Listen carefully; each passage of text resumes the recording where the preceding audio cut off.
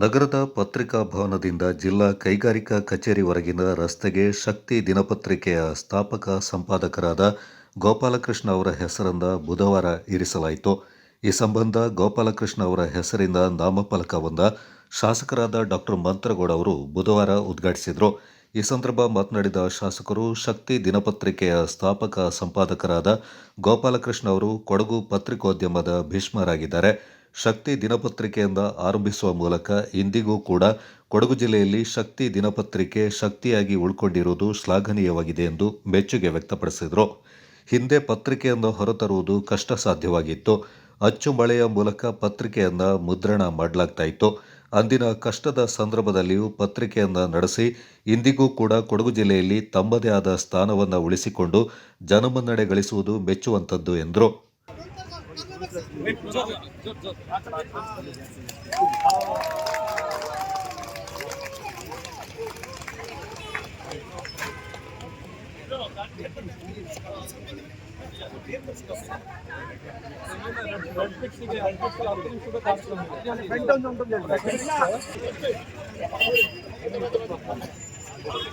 ನಗರಸಭೆಯಲ್ಲಿ ಏನಾದ್ರೆ ಯುನಾನಿಮಸ್ ಆಗಿ ಡಿಸಿಷನ್ ಆಗಿದ್ರೆ ಒಂದೇ ಅಂತ ನನ್ನ ಅಭಿಪ್ರಾಯ.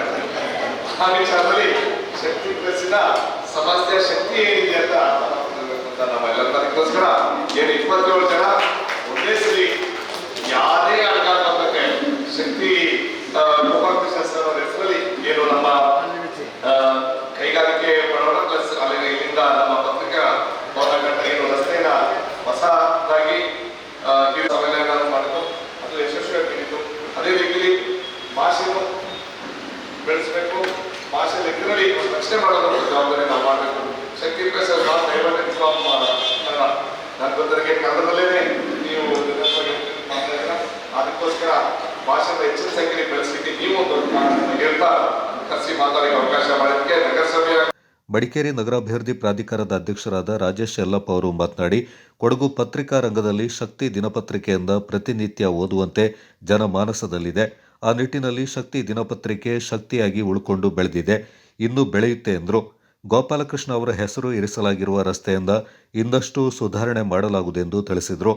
ನಗರಸಭೆ ಉಪಾಧ್ಯಕ್ಷರಾದ ಮಹೇಶ್ ಜೈನಿ ಅವರು ಮಾತನಾಡಿ, ಕೊಡಗು ಜಿಲ್ಲೆಯಲ್ಲಿ ಶಕ್ತಿ ದಿನಪತ್ರಿಕೆಯು ತನ್ನದೇ ಆದ ಸ್ಥಾನವನ್ನು ಉಳಿಸಿಕೊಂಡು ಜಿಲ್ಲೆಯಲ್ಲಿ ಓದುಗರನ್ನ ಉಳಿಸಿಕೊಂಡಿದೆ ಎಂದರು. ಶಕ್ತಿ ಪತ್ರಿಕೆ ಮನೆಗೆ ತಪ್ಪಿದೆ ಅಂತ ಇವತ್ತು ಆರಂಭದಲ್ಲಿ ನಮ್ಮ ಶಾಸಕರು ಮಾತನ್ನು ಹೇಳಿದ್ರು. ಯಾವುದೇ ಒಂದು ನಿರ್ಣಯ ನಗರಸಭೆಯಲ್ಲಿ ಆಗಬೇಕಾದ್ರೆ ಅದಕ್ಕೆ ವಿರೋಧಗಳೇ ಜಾಸ್ತಿ. ಇವತ್ತು ಎಲ್ಲ ರಂಗದಲ್ಲಿ ಶಕ್ತಿ ಮನೆತನ ಇದೆ. ಅದು ಧಾರ್ಮಿಕ ಕ್ಷೇತ್ರಗಳಲ್ಲಿ ಕೂಡ ರಾಜೇಂದ್ರನ, ಚಿತ್ರೋಣ ಈ ಎರಡು ನಾನಾ ದೇವಸ್ಥಾನಗಳಲ್ಲಿ ಅವರ ಸೇವೆಯನ್ನು ಸಲ್ಲಿಸುತ್ತಿದ್ದಾರೆ. ಅದೇ ರೀತಿ ಸಾಂಸ್ಕೃತಿಕವಾಗಿ ಕೂಡ ಅವರು ಗುರುತಿಸಿಕೊಂಡಿದ್ದಾರೆ. ಅಲಂಕರಣ ಇಲ್ಲೇನಂತ ಸಂಧ್ಯಾ ಅಣ್ಣನವರು ಇರ್ಬೋದು, ಯದುಮಣಿ ಅಣ್ಣವರು ಇರ್ಬೋದು, ಇವೆಲ್ಲ ಶಕ್ತಿ ಪತ್ರಿಕೆ ಎಲ್ಲಿ ಶಕ್ತಿ ಒಂದು ಬಳಗದಿಂದ ಎಲ್ಲ ರಂಗದಲ್ಲಿ ಕೂಡ ನಮ್ಮ ಜೊತೆ ಇದ್ದಾರೆ. ಆದರೆ ರಾಜಕೀಯ ರಂಗದಲ್ಲಿ ಮಾತ್ರ ಅವರು ಗುರುತಿಸಿಕೊಂಡಿಲ್ಲ. ಈ ಕಾರಣಕ್ಕಾಗಿಯೇ ಅವತ್ತು ನಗರಸಭೆಯಲ್ಲಿ ಈ ನಿರ್ಣಯ ಮಾಡುತ್ತಿದೆ. ವಿರೋಧ ಪಕ್ಷ ಇದಕ್ಕೆ ವಿರೋಧವನ್ನು ವ್ಯಕ್ತಪಡಿಸಿಲ್ಲ. ಎಲ್ಲರಿಗೂ ವಿರೋಧವನ್ನು ವ್ಯಕ್ತಪಡಿಸುವಂತ ವಿರೋಧ ಪಕ್ಷ ಕೂಡ ಹೊತ್ತು ಈ ಒಂದು ಧೀಮಂತ ನಾಯಕ ಹೆಸರನ್ನ ಶಕ್ತಿ ಪ್ರೆಸ್ ಏನಿದೆ ಆ ಜಾಗಕ್ಕೆ ಇಡುವುದಕ್ಕೆ ಯಾರು ವಿರೋಧ ಪಕ್ಷ ವ್ಯಕ್ತಪಡಿಸಿಲ್ಲ. ಅವತ್ತು ಅನಿಲ್ ಎಕ್ಸಂಜಿ ಅವರು ಈ ರೀತಿಯ ಒಂದು ನಾವು ಕೊಡಗು ಪತ್ರಕರ್ತರ ಸಂಘದಲ್ಲಿ ನಿರ್ಣಯವನ್ನು ಮಾಡಿದ್ದೇವೆ, ನಿಮಗೊಂದು ಮನವಿಯನ್ನು ಸಲ್ಲಿಸ್ತೇವೆ, ನಗರಸಭೆಯಲ್ಲಿ ಪಾಸ್ ಮಾಡಿ ಕೊಡಬೇಕು ಅಂತೇಳಿ ನನಗೆ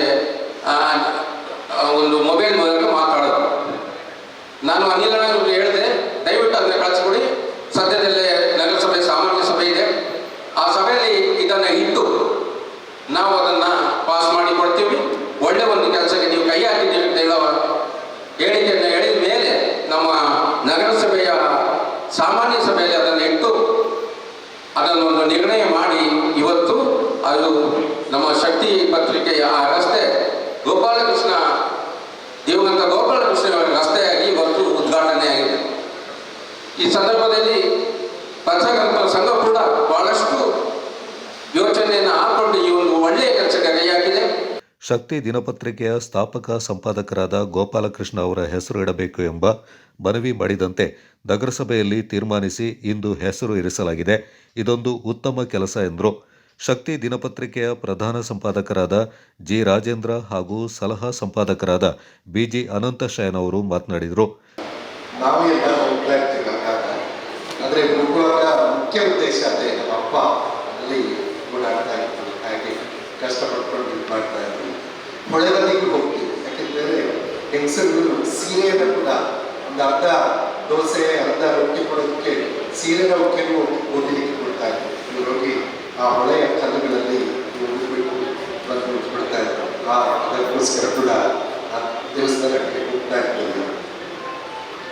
ನಂತರ ಅವರ ಬರಹ ಅಂತ ಹೇಳಿದರು, ಅದೊಂದು ಮಾತಿದೆ, ಒಂದು ವಿದೇಶಿ ಒಬ್ಬ ಪತ್ರಕರ್ತರು ಅವರು ಬರೀತಾನೆ, ಎಷ್ಟು ಸಿಟ್ಟು ಹೇಳಿದ್ರೆ ಈ ಜನಪ್ರತಿನಿಧಿಗಳಲ್ಲಿ ಅರ್ಧ ಜನ ಮುಟ್ಟಾಡದೆ ಇರೋದು ಇಡಿಯಟ್ಸ್, ಸಿಕ್ಕಾಪಟ್ಟೆ ಗಲಾಟೆ ಆಯಿತು, ಏನು ಸೊಪ್ಪು ಈ ಥರ ಬರೀತಾನೆ, ಅಪಾಲಜಿ ಕೇಳಬೇಕು.